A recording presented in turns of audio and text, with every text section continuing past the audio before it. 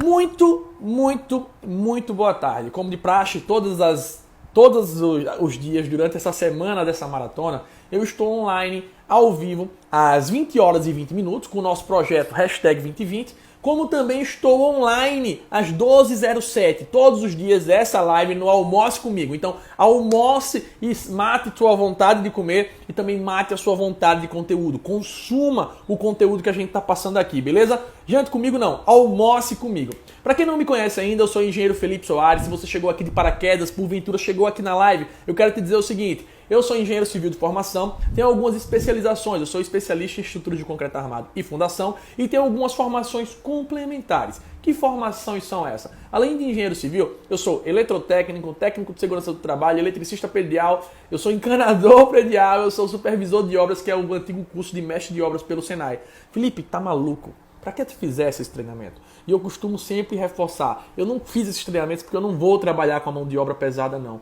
mas eu gosto de ter esse conhecimento para poder cobrar melhor. Como é que eu vou ser um excelente gestor se eu não sei como funciona cada processo? Como é que eu vou cobrar do funcionário? Como é que eu vou cobrar do meu operário se eu não sei nem o que é que ele tem que fazer? Então é algo meu, é algo particular. Talvez você pense um pouco diferente de mim, mas isso para mim tem trazido resultados assim excelentes. Me fez crescer profissionalmente, o que muita gente que se formou comigo não cresceu. Ah, Felipe, você se formou quando? Eu me formei em 2014.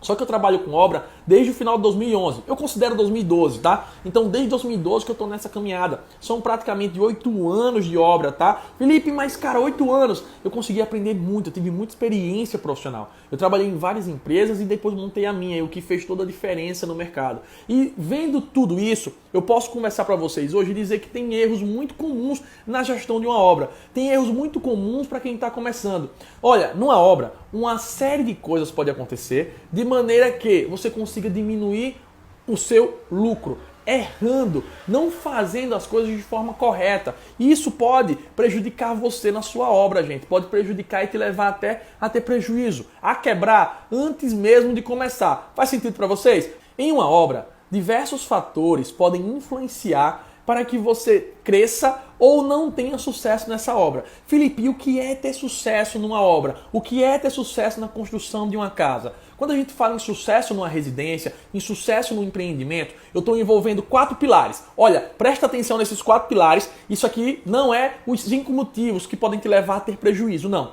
São 4 pilares básicos que todo empreendimento, que toda empresa e que todo cliente prezam. O primeiro deles, pessoal, é o quê? É o custo, tem que ser viável. A obra tem que começar e terminar no custo previsto ou na margem necessária. Olha, eu não posso terminar a obra com custo elevado, a mais do que estava previsto, ou pelo menos eu não devo. Se eu terminar abaixo, meu cliente vai amar, o seu chefe vai amar, você vai adorar, porque aumentou o quê? A sua lucratividade. Quando eu termino acima, eu fico frustrado. Por quê? Porque eu me planejei para uma coisa e terminou dando outra. Então, o primeiro pilar da nossa obra, o primeiro pilar para garantir o sucesso do empreendimento é o quê? É o custo. O segundo pilar é o prazo. Meu amigo, o seu cliente, ele te contratou para fazer uma obra no determinado prazo que ele queria. O seu chefe está fazendo um prédio para terminar em 2 anos, não em 4. Se fosse para terminar em 4, ele teria dito que era em 4, não em 2. Então, são 4 pilares fundamentais. O primeiro é o custo, o segundo, o prazo, o terceiro, a qualidade e o quarto, a segurança. Como assim, Felipe? Primeiro, o custo, todo mundo sabe.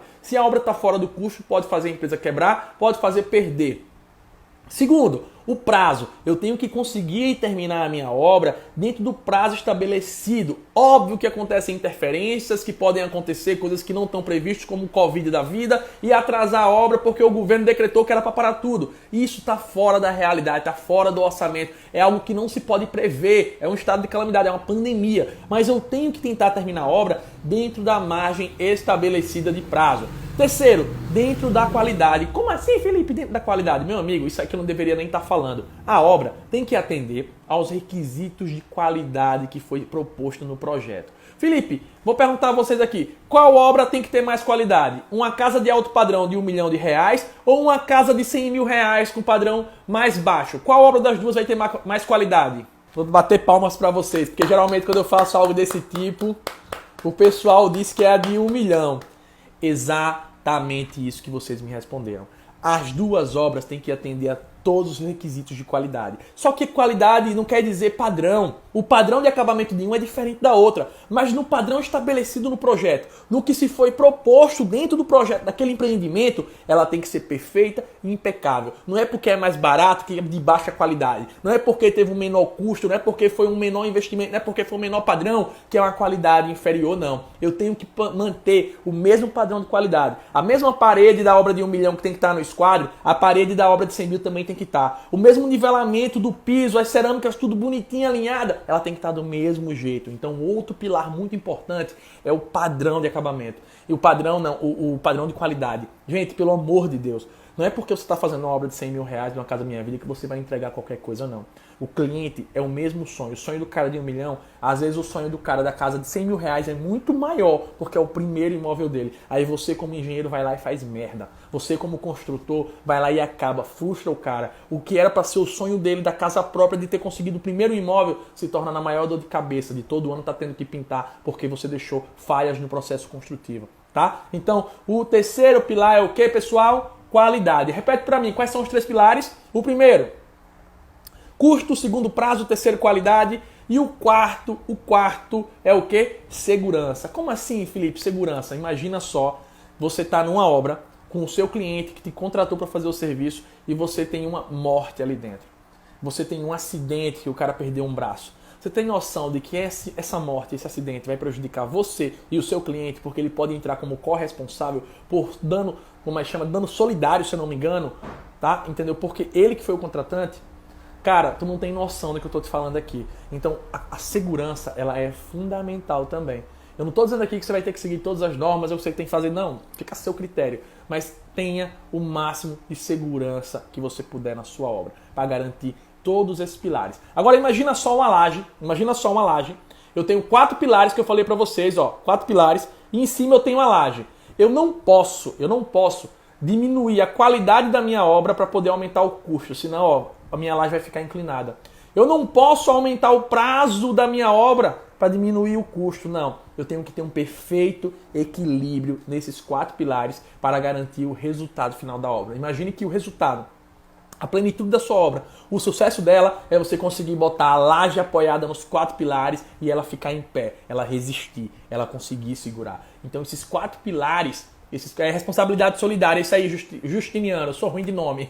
Ó, esses 4 pilares, eles não podem ser diminuídos ou aumentados. Eu não posso investir tanto em um para poder diminuir o custo ao ponto de diminuir a qualidade, ou de diminuir a segurança, ou de aumentar o prazo. Faz sentido para vocês o que eu falei aqui? Então são 4 pilares. Se eu precisar tirar 2 pilares dele, a minha laje vai ficar em balanço. O que é que vai acontecer? Vai ter um maior esforço e um maior gasto financeiro para manter aquela obra, tá? Se eu tiro lá o pilar do custo, se eu tiro o pilar do prazo, eu vou aumentar a qualidade da segurança e vai ficar uma laje em balanço. A tendência é que eu gasto muito mais, é que eu tenho uma maior energia. O primeiro erro comum nas empresas que podem fazer ela levar prejuízo. Sabe qual é esse erro? Quem chuta? Eu vou dizer agora.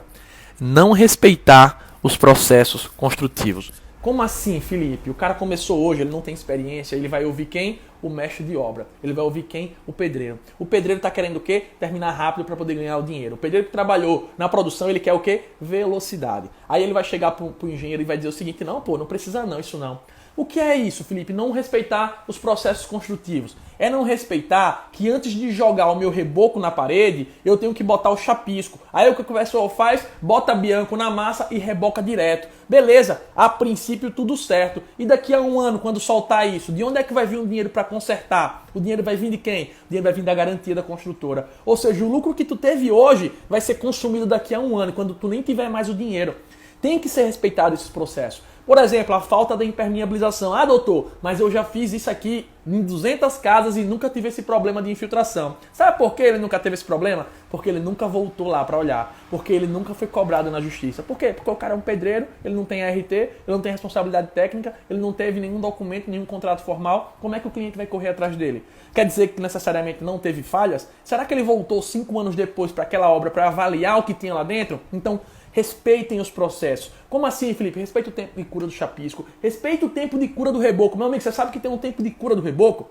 Se você hoje rebocou, daqui a 2 dias for querer pintar, o que é que vai acontecer? Esse reboco ele depois vai ter problema, ele vai começar a trincar, ele vai ter vários outros problemas, eu não sei nem listar quantos. Quem já viu aqui prédios prédios residenciais que, por exemplo, não tem nenhuma, o prédio tem 1 ano, quando você olha pro reboco ele tá todo manchado, a pintura tá toda manchada, o prédio tá cheio de trincas. O que é que acontece? Será que foi respeitado os tempos de cura daquela obra? Será que realmente foi feito tudo do jeito que deveria ter feito? Meu amigo, tem a cura do concreto, tem diversos processos que eu devo seguir à risca. Inclusive ontem um cara ligou pra mim, aí uma obra de aproximadamente 400 mil reais, escuta a história, viu? Ele ligou pra mim, não, eu quero fazer a obra, o valor é aproximadamente 400 mil reais, financiada e tal. A gente conversou, aí ele me perguntou, Felipe, quanto tempo pra eu fazer essa casa? Aí eu fiz, olha, pra eu ser sincero a você, eu quero de 4 a 5 meses. Ele fez, pô Felipe, 4 a 5 meses, mas o cara disse a mim que fazia em 3. Eu digo, cara, se eu te disser uma coisa, tu sabe qual é o tempo de cura do piso? Tu sabe qual é o tempo de cura do reboco da parede? Se o cara tá fazendo isso, ele tá pulando o processo. E tudo bem, nada de errado se você quiser fazer por ele. Agora, esse 1 mês que você tá ganhando de prazo, é o mês que ele vai ter que fazer o serviço lá na frente, na tua casa de novo, depois que tu estiver morando com os móveis e teu filho lá dentro. Tu vai ter que parar o serviço, tu vai ter que estar lá na tua casa, tua esposa lá e os pedreiros trabalhando, enquanto tu tá no trabalho. Aí ele, rapaz, é mesmo, nunca tinha pensado nisso. Eu digo, meu amigo, tem um tempo de cura da laje, eu tenho que deixar a laje escorada.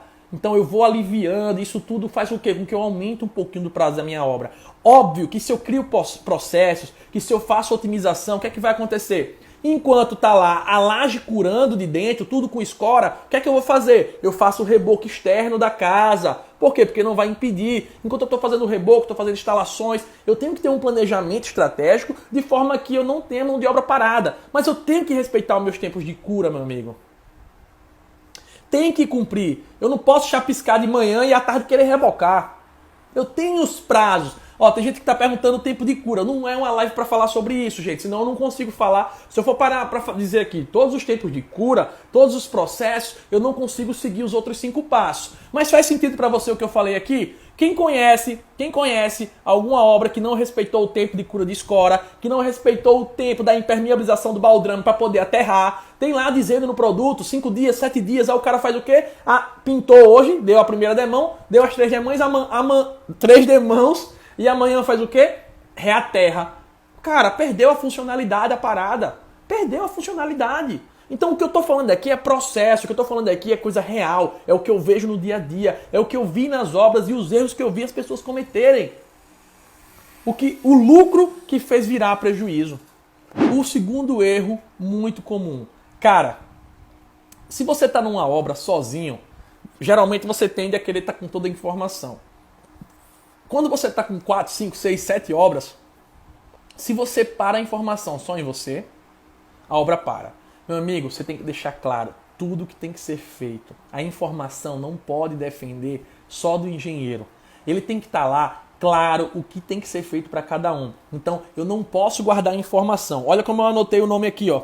Não, eu tenho que deixar o planejamento claro e o que é que tem que ser feito. Por exemplo, o que vai ser feito nessa semana, quem é que vai fazer, qual o material. E aí existe aquele método Kanban ou aquele métodozinho que a gente usa o quadro. Eu sou péssimo de lembrar não, mas a gente usa um quadrozinho, uma lousa, dizendo o que é que vai ser feito a cada semana. Porque aí o pedreiro já sabe o que ele tem que fazer, o eletricista já sabe o que ele tem que fazer. Tá claro, qualquer pessoa que entrar na obra, que olhar para o quadro, vai saber o que tem que ser feito. E eu não preciso estar lá o tempo inteiro, porque meu tempo é muito caro para eu estar lá olhando o que o cara está fazendo. O tempo que eu estou lá olhando o que ele está fazendo, eu estou indo gerenciar outra obra, eu estou indo conseguir outro cliente. Então, a informação do que tem que ser feito tem que estar clara. Você pode fazer um relatório semanal do que você quer que seja feito, descrevendo cada dia, ou deixar no método Kanban o que tem que ser feito. Um quadro bonitinho dizendo quem é, o que vai fazer, o prazo de início e o prazo que tem que terminar. Meu amigo, tá ali, foda-se, resolva. Se você não vai dar conta, me avise que eu contrato outro profissional. Isso é uma forma de falar sendo bem drástico. Não necessariamente é desse jeito, pelo amor de Deus, não me julguem errado. Mas é porque às vezes o cara tem que ser enérgico. Ó, tá ali.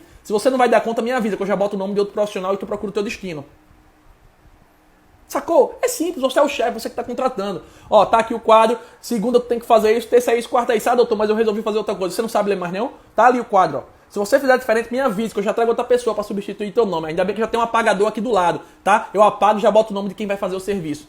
Ah, filho, tu tem que ser chato. Olha, não tô dizendo que você tem que ser chato. No começo você tem que mostrar o jeito que você quer, para que as pessoas te respeitem e sigam essa metodologia. Com o tempo eles vão se acostumar tanto que eles vão cobrar de você de não estar claro o que eles têm que fazer. Doutor, tá devagar, hein, pai? Ó, tô aqui sem ter o que fazer porque você não deixou o que era para fazer. Tô fazendo aqui outra coisa, tô aproveitando para quebrar as paredes, para passar eletroduto, mas ó, a culpa é sua. Eu tô aqui esperando o que tava no quadro e você não deixou. Cara, imagina só daqui uns dias o funcionário tá te cobrando com o que você ensinou a ele. Isso é muito legal. No tempo, no começo eles começam a retrair, a reclamar. Quando eles veem que o negócio dá certo, eles terminam a adotar, eles terminam começando, eles terminam fazer a coisa acontecer e te cobrar se tu não deixou pronto. Inclusive vão dizer, ó, você não deixou pronto, a culpa é sua, doutor. E eu vou ficar o quê? Desculpa.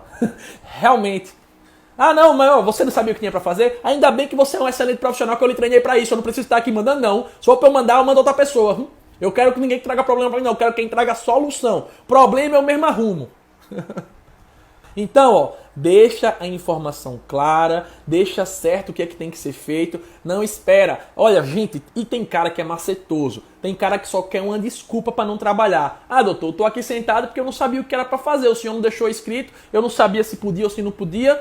Ó, você precisou sair da obra, a obra só anda se você tiver. E isso é um dos maiores erros da gestão. A obra ela tem que ser sustentável, ela tem que fazer, ela tem que encaminhar sem você estar... Não é um burro de carga que eu tenho que estar dando chicote para andar, não. Não, somos companheiros. Um tem que sair puxando o outro, um tem que sair fazendo a obra acontecer. Então, para isso eu preciso deixar o quê? Um planejamento claro do que tem que ser feito de atividades e a informação da obra. Inclusive, quando eu falo sobre isso, é deixar os projetos nas paredes, deixar lá tudo claro. Gente, quem é que nunca viu na obra você procurar um profissional, procurar alguém e dizer, olha, como é que tá aqui esse serviço de hidráulica? Rapaz, não sei não, o projeto tá com o engenheiro. Pô, o cara tá na obra e não tem acesso aos projetos? O projeto é para estar de fácil acesso para qualquer pessoa. A informação tem que estar clara. Na hora que você não tiver lá, que ele quiser tirar uma dúvida, ele pode pegar o projeto aqui, ó, olhou o projeto, ó, dá para fazer dessa forma. É assim mesmo. Então, isso tem que estar muito claro. Erro número 3, ó. Não acompanhar e controlar cada etapa da obra. Como assim, Felipe? Meu amigo, tem muita gente que não faz uma FVS. Eu não estou dizendo que o importante é o papel. O importante é o profissional estar lá conferindo. Porque cada vez que o meu pedreiro, vamos lá, eu tenho um cara, o Valber, que trabalha comigo. Eu chego lá e mando ele fazer a parada. Se eu vou lá e não confiro, o que é que vai acontecer? Na próxima vez ele vai dizer, ele nem confere aqui, vou fazer de qualquer jeito. Então, vai virar um vício construtivo dentro da sua empresa. A partir do momento que eu vou lá, na primeira parede que ele fez, eu conferi e não tá do jeito que eu quero, olha, eu quero 1 centímetro de reboco. A parede interna é 1 centímetro de reboco, meu amigo. Se fizer a mais aqui, eu não pago. Se eu chego lá, verifico se pegou 1 centímetro ou não. Se eu passar a régua, ver que tá no esquadro. Se eu conferir o prumo, se eu ver tudo bonitinho...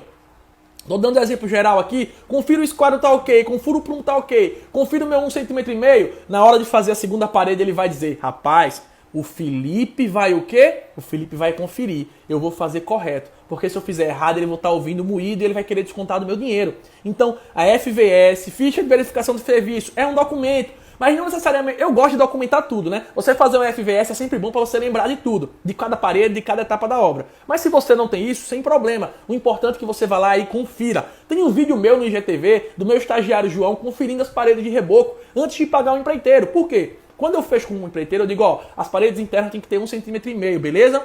Com a mão de obra. Se não tiver 1,5 cm, o que foi gasto a mais de argamassa vai ser descontado do seu pagamento. Como assim? É um cálculo simples. Se era para ter 1,5 e teve 3 centímetros, o que eu gastei de argamassa, quantidade de cimento, eu vou descontar do pagamento do cara. E o cara vai fazer o quê? Ele vai se controlar. Ele na hora, se ele vê que a parede está errada e vai pegar mais consumo, ele vai dizer, doutor, ó, vem aqui logo olhar essa parede não é culpa minha não, viu? Não venha querer descontar não. E nada de errado com isso. Se a culpa não é dele, não tem por que eu descontar. Mas se ele fez errado, aí, negão, vai descontar do seu salário, porque aí eu não levo prejuízo. A minha obra sempre se mantém no custo. Então a dica é, verifique cada etapa da obra.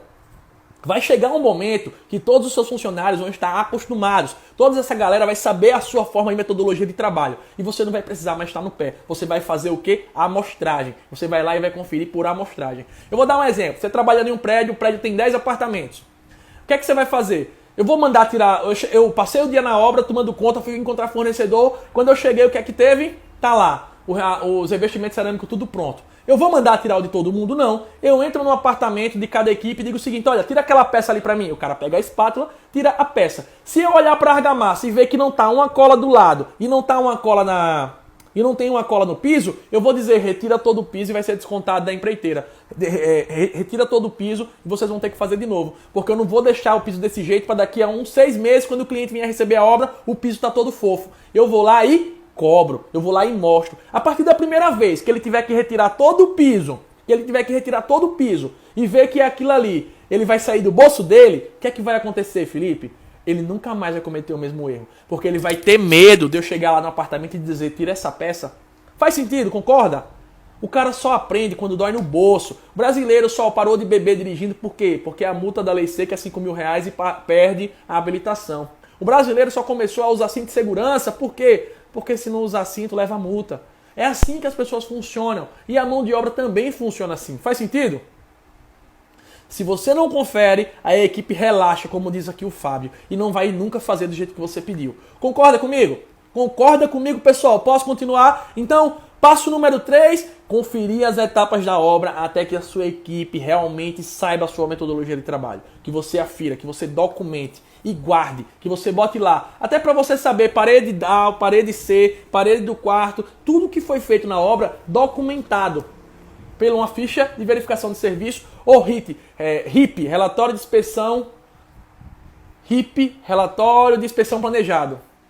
Quarto ponto que pode levar você a ter prejuízo na obra. Esse aqui é um ponto específico para quem trabalha com obra financiada, para quem trabalha com cliente privado, onde o cliente está bancando para você construir a obra dele. Sabe qual é o tema? É o seguinte, ó o nome do quarto tópico. Deixar o cliente ser o engenheiro da obra. Deixar o cliente mudar o projeto na obra. Como assim, Felipe? Meu amigo, você tem noção do problema que é quando o seu cliente chega na obra? Aí é o seguinte, o cliente, ele faz assim. Ele vai na obra sozinho, ele gostou da obra, tá perfeito, tá tudo ótimo. Aí ele vai e traz o tio. Aí quando o tio chega, o tio dá uma sugestão. Eita, mas ali não seria melhor botar aquele ponto ali? Olha, tal. Aí ele vai e chega no seu funcionário e manda o cara mudar o ponto. Às vezes tu não tá nem na obra, ele vai lá e manda mudar o ponto. Quando vem com a prima diz, olha, vamos mudar aquilo ali, eu acho que ficaria melhor. O cliente, muitas vezes indeciso, na dúvida, vai dizer, rapaz, vamos mudar. E você começa a fazer o que? As mudanças na obra. Essa mudança requer tempo, essa mudança requer mão de obra. Nem sempre o planejamento, o custo da obra está previsto aquilo. Então, você não pode deixar o cliente ser o engenheiro da obra. O cliente ele tem que estar sentado com você e alinhado com você no que vai ser executado. Lembrando que tem um projeto a ser seguido. Senão você pode levar prejuízo e o pior, pode frustrar o cliente. Você tem que deixar claro, preto no branco, na folha de papel, o que é que tem que ser feito. E aí eu vou dar uma dica de ouro. Gente, ninguém quer o cliente na obra até terminar a obra. Eu costumo brincar. É importante ele acompanhar? É importante, mas não direto. Então, como é que eu faço para isso não acontecer? Você vai criar um formulário. Olha o pulo do gato, gente. Olha, anota. Miau! Pulo do gato. Você vai criar uma pasta no Google Drive com o nome da obra. Obra José. Na obra do José vai ter uma pasta com fotos da semana, uma pasta com o avanço do que foi feito e com o diário de obra e a planilha de medição atualizada. Por quê? O teu cliente não precisa ir na obra. Você manda para ele o link do Drive e você diz que todo dia, 5 horas, é atualizado. Ou então, toda sexta-feira é atualizado com um relatório semanal. E o que é que acontece? Toda semana, o cliente não precisa ir na obra. Ele vai estar acompanhando por foto, por relatório, por plano de custo e por diário de obra. Assim, o que é que vai acontecer, gente? O que é que vai acontecer? Assim o cliente evita de estar pisando na obra, de estar indo com 20, 30 parentes, e toda vez que chega lá tem uma opinião diferente, aí quer mudar o piso, quer mudar o revestimento, depois que você já começou a fazer o negócio, isso gera um custo, isso gera um retrabalho, isso gera um estresse entre cliente e o cara. E quando o cliente mora na frente da obra? Cara, aí você cria um processo e diz, olha, para entrar na obra tem que agendar. Como assim? Cara, é o seguinte, você entrando na obra o tempo inteiro pode atrapalhar a minha equipe, tarará, eu já quero deixar isso acordado com você. Me avisa antes de vir na obra, não tem problema nenhum. Mas é até para questão de segurança, para sua segurança, para segurança dos funcionários, para evitar roubo, de repente o cara tá aqui e acha que foi você que mandou. A gente só entra na obra com agendamento. Cara, existem formas de conversar. Às vezes o cara vai aceitar, às vezes não. Óbvio que você não vai perder o cliente por isso. Mas existem formas de se conversar e conseguir mudar isso. Faz sentido? Então, não deixe o cliente ser um engenheiro da obra. Faz um Google Forms e diz a ele, tá aí. Quando ele quiser ir, vai lá. Outro detalhe muito importante. Uma das coisas que eu vejo muito acontecer é como não está muitas vezes tudo claro no contrato, o cliente chegou lá e diz, olha, muda esse ponto e faz um ponto aqui. Aí você vai e bota um ponto. Ah, faz aquilo ali. Aí você vai e muda o que ele pediu. Na hora de fechar o mês de pagamento, você leva para lá e ele vai dizer, não, mas não aumentou não. Isso aqui já estava previsto na obra. Você vai dizer, não, meu amiguinho, ó, aquilo ali não estava previsto no projeto não. Eu tive que aumentar, você teve que pagar mais, eu comprei mais material, custou mais mão de obra. E aí, o cliente, será que ele vai querer pagar? Toda vez que você for fazer uma alteração no projeto, toda vez que você for fazer uma alteração na obra, por mais que você não tenha nada, manda o cliente mandar pelo WhatsApp, tira o print e anexa, tá? Para ele lembrar que aquilo ali não estava previsto na obra. Ou então, existe uma coisa chamada diário de obra. Diário de obra, 80% das pessoas não faz, velho. Escuta o que eu tô falando. Sabe o que é que o estagiário faz? Ou o cara que está na obra? Ele chega na sexta-feira e faz o diário da obra da semana todinha. O que é que acontece? Ele perde informação nesse processo. Na sexta-feira, ele não lembra exatamente quem foi a equipe, o que fez e o que gastou. Então, o diário de obra, ele tem que ser fechado todos os dias, meu amigo. Nem que você tenha um estagiário só para pegar essa informação. Porque aí eu consigo ter clareza de todas as datas, dos tempos de cura, de tudo que foi utilizado, de todos os consumos através desse diário. Inclusive, quando o cliente vai lá na obra, existe um livrozinho de ata. É um livro preto de ata que a gente utiliza. Se o cliente for lá na obra e pedir para fazer para fazer qualquer alteração, aí você bota, eita, peraí, doutor, assina aqui para mim. Ele assina no diário e você diz, olha, o cliente solicitou alteração tal, tal, tal, escrito mesmo em mão. E ele vai lá e assina embaixo. Porque aí na hora que ele disser que não fez, você vai estar aqui, olha aqui, ó. Eu mostrei a você que saía mais caro. Eu avisei que isso aqui é um ponto que não estava previsto. Você tem que me pagar, velho. O cara não tem que questionar. Você mostrou para ele, ele assinou. Se ele não assinar, você diz que não faz. Olha, eu não posso, infelizmente não está fora do orçamento. Vamos fazer o seguinte, eu vou ajustar aqui. Agora assina aqui para mim, para que você possa cobrar. Então, ó, o diário de obra, ele é um documento que eu posso afirmar para você que 80% das pessoas não faz. E outra, só faz no final do mês se for para fazer medição. Obra pública, o que é que acontece? O fiscal, ele exige que você entregue o diário de obra. O que é que acontece? No final do mês, o engenheiro vai lá, chama o estagiário e diz, ó, faz o diário da semana todinha, foi feito tal serviço. Aí ele faz todo o diário de obra à toa, só botando serviço. Perdeu a funcionalidade. O diário de obra não é só um documento para ter. O diário de obra é um documento para controle, consumo e planejamento. É lá que você vai saber quanto tempo você demorou para fazer o serviço, a data que você entrou e que você terminou. É mais um documento. Então, o diário de obra tem que estar alinhado com o quê? Tem que estar diário com a FVS, tem que estar alinhado com o planejamento e alinhado com o pagamento. E é um documento tão simples, tão simples. Pode ser um... Eu acho que está no meu carro, não está aqui. Tem uma ata preta da obra do Arthur. Toda vez que a gente está lá, a gente vai lá e assina. Bota um negocinho do que tem que ser feito e acabou. Tá lá, eu sei exatamente o dia que chegou tal material. Ó, o material chegou no dia 10. Aí o cara fornecedor falou, eu não mandei não. O outro diz, não mandei não. Chegou, tá lá. Olhe lá no diário. O diário é uma prova do que você fez diariamente. Vamos lá. O quinto erro muito comum, o quinto fato que pode com certeza, esse aqui é algo crítico, que pode com certeza afetar o sucesso da tua obra, é a curva ABC de insumo e a curva ABC de serviço. Para quem não sabe o que é a curva ABC, ela nada mais é do que o princípio de Pareto. Ela me passa os itens que têm maior representatividade na sua obra. Tá? Como assim, Felipe? Eu estou numa obra de uma reforma, eu vou analisar o item que tem o maior peso. Como assim? Princípio de Pareto, ele diz o seguinte, 80% do valor da obra está em apenas 20% dos insumos. Ou seja, se eu tenho 10 itens na minha obra, revestimento, chapisco, reboco, piso, eu tenho 10 itens. 80% do valor da obra está em 20% deles, deve estar basicamente em 2. Vamos supor que seja o revestimento e o forro. O que é que eu tenho que fazer? Esses itens que estão na classe A, que são os itens que têm cerca de 80% do valor da obra agregado, Felipe, existe uma regra? Existe. Existem livros que falam diferente. Tem livro que classifica a classe A como 50% dos insumos, tá? 50% da representatividade, os insumos que representam 50% da representatividade financeira da obra, tá? E os itens da classe AB, 80%. Já tem outras bibliografias que dizem que os itens da classe A são os itens que representam 80%. Os itens da classe B, os que representam 95%, ou seja, acumulativo, os 95%.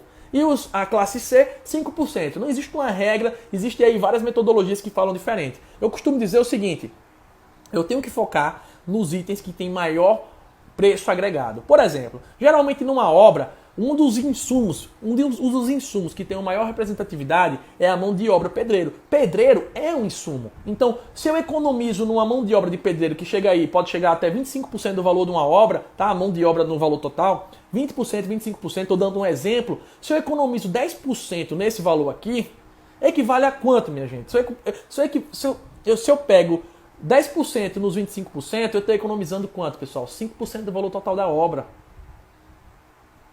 5 não, é 2,5% do valor total da obra. Se eu dedico a minha energia nessas atividades, economizando nela, as chances são que eu tenha maior chance de economia, maior chance de gestão. Aí o que a maioria das pessoas faz? As pessoas se dedicam em economizar em coisas bestas, num acabamentozinho do registro, em comprar um joelho que vai trazer economia. Essas coisas, se você economizar, ótimo, mas não são esses itens que eu devo priorizar. Eu devo priorizar os itens que vão dar maior representatividade. Aquele item que se eu errar, eu levo prejuízo. Que se eu errar ele, por mais que eu tenha lucro em todos os outros, não vai compensar. Então, eu vou pegar os itens que vão dar numa residência, geralmente é o que? O piso. O piso é um item que dá relevância. A pintura, quando eu entro com a massa com a pintura, também é um item que dá relevância. Coberta. Então, é nesses itens que eu vou tentar ter a melhor economia possível, tanto de mão de obra como de material. Então eu vou aferir na fundo, eu vou comparar o pedreiro, se o pedreiro realmente está produzindo correto, eu vou cobrar dele para que ele esteja trabalhando, garantindo o que eu planejei no meu orçamento, ou até menos para poder aumentar a minha lucratividade, faz sentido? Se ele fizer menos, ótimo. Se ele fizer mais, eu me lasco. Então é nisso aí, é nesses itens que eu vou ligar para o fornecedor e vou barganhar preço, dizer, olha, é o seguinte, quanto é que custa? O cara vai dizer R$20. Se eu pagar à vista, tem desconto? Tem. Por quê? Se eu pagar à vista ali, eu consigo um desconto que pode equiparar para o meu lucro. Já os outros itens eu posso comprar parcelado, porque a representatividade é muito pequena. E não adianta ter um desconto de 5% naquele item. É melhor ter um desconto de 10% em outro, ou de 5% em um item de maior relevância. Tá? Então, isso eu tenho que aferir a fundo. Eu tenho que analisar na minha obra quais são os itens que vão ser mais caros. Pá! Esses itens aqui é onde eu não posso errar. É aqui onde eu vou me dedicar e vou gastar a minha energia. É aqui onde eu vou fazer questão de aferir e garantir a minha lucratividade. Os itens da classe A, os que representam aí 80% do custo total da minha obra. Faz sentido para vocês? Gente, o orçamento da obra, ele não é feito só na pré-obra, não. O maior erro do gestor é achar que o orçamento é só para ganhar obra. Dentro da obra é que eu tenho que monitorar aquele orçamento, eu tenho que comparar, saber se ele está sendo seguido, se realmente está tendo os índices de produtividade que estava previsto, se realmente está gastando o consumo de material que estava previsto. Como é que no meu orçamento está previsto lá que eu vou gastar 5% a mais de cerâmica, que é a perda nos recortes, e chega na hora tá gastando 15% a mais. Porra, eu estou perdendo 10% a mais de material que não estava previsto. E eu tenho que monitorar isso. Será que foi um erro no orçamento ou está sendo um erro de gestão de obra? Está sendo um erro no acompanhamento? Faz sentido? É isso que vocês têm que entender. É esse diferencial que vocês têm que ter. É isso que a galera precisa saber. A curva ABC de insumo e de serviço, tá? Por quê? Com o serviço eu estou contando com a mão de obra também. Gente, fiquem com Deus. Muito obrigado e até mais.